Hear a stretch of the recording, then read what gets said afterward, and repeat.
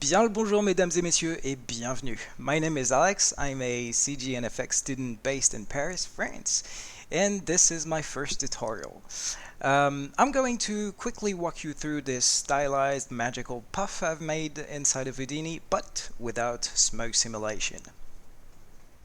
So I started with a sphere with a frequency of 10. I've added normals to the point.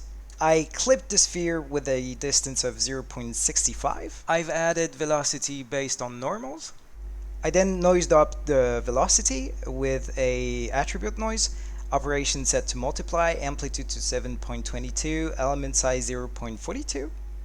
We don't need this anymore. I then add a match size, justify y set to minimum, so we center the object based on the minimum location of the object. I then add a transform node to scale the object down. So as you can see, it's smaller. I then scatter 100 points on the surface with a relax iteration set to 0. I then feed this into a popnet. Nothing special in it.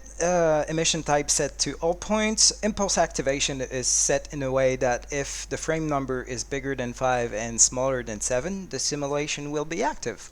Life expectancy is set to 2, life variance to 0.5, and in the attributes tab, I've set inherit velocity to 10. I then add a pop drag to get a little bit of air resistance, and this is the result we get. Let's come back to the geo context. I've added another wrangle to set p-scale based on the age divided by the life of the particles. So the particles will start small, they will get bigger, and over time they will get smaller and smaller until they die.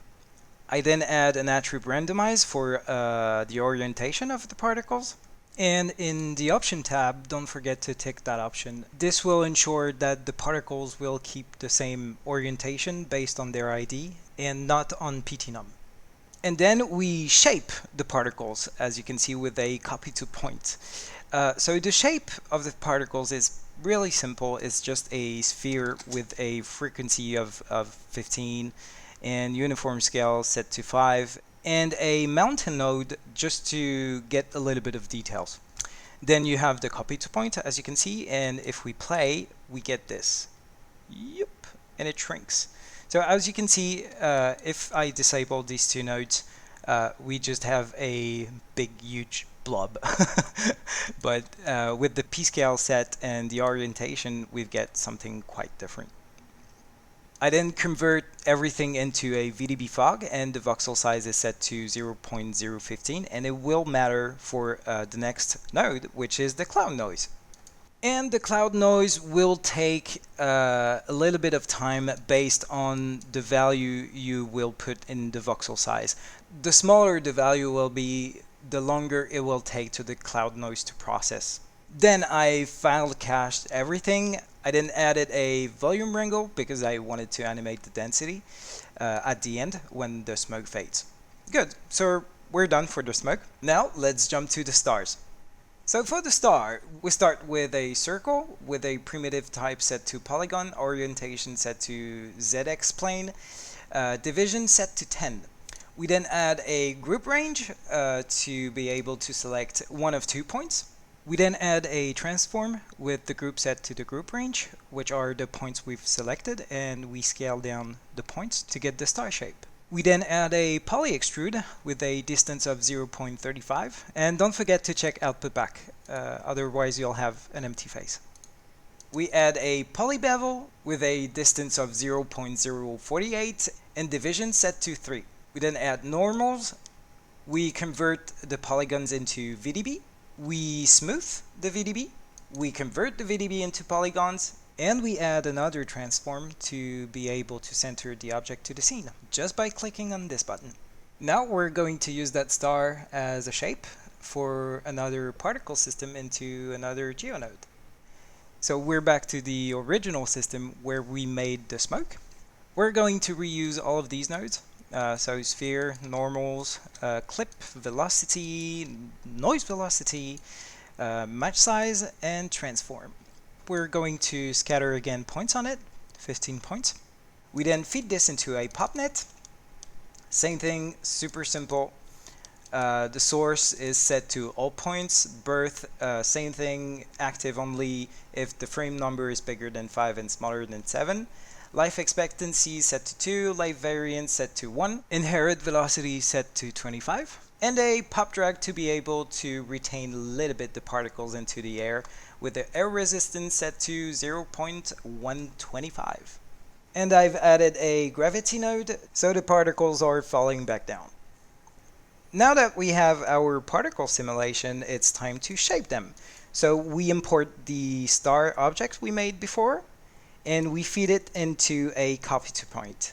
And then with another wrangle, we set, as usual, p-scale, and we set orient. Since it is just an overview of the file, I'm not going to go into too much details about the orient, but if you're interested, you should definitely look at matrices. But basically what it does, it gives me the ability to make the particle spin post-sim. So as you can see, if I disable it, the stars are like static. And if I enable it, the stars will spin in the air, just with these lines and a channel float animated each frame.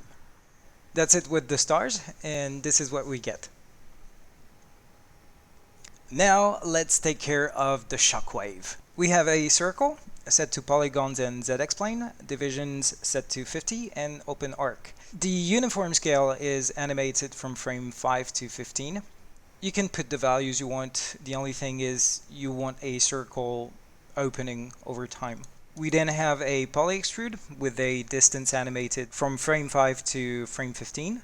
We then have another poly extrude just to get a little bit of thickness. And don't forget to check output back.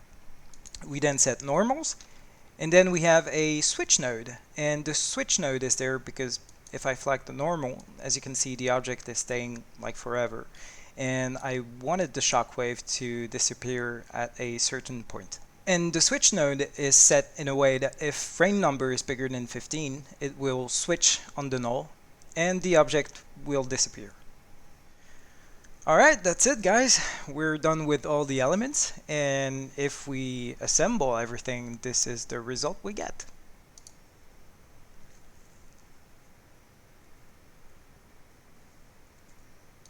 Now the only things left are the materials, the lighting, and the rendering, and there's nothing complicated. For the lighting, it's just a dome light with an HDRI and an area light set on top of everything. And then we have a sphere light placed at the center of the smoke, and it is animated from 0 to 1000 and then decreased over time to 0 with a little bit of color. Now for the materials, it's just a volume shader for the smoke and an emissive shader for the stars and the shockwave. I used Redshift, so the look is done with the post-process system inside of the renderer, but you can do all of your glows and bloom in comp. Alright, that's it guys. Thank you so much for going through that video. I hope you enjoyed it even though it's not perfect. Since it is my first one, I know there's a lot of things I can improve, and I will definitely improve for the next ones. But in the meantime, if you have any feedback, please leave a comment, like the video if you liked it, and maybe subscribe if you want. Très belle journée à vous. À plus!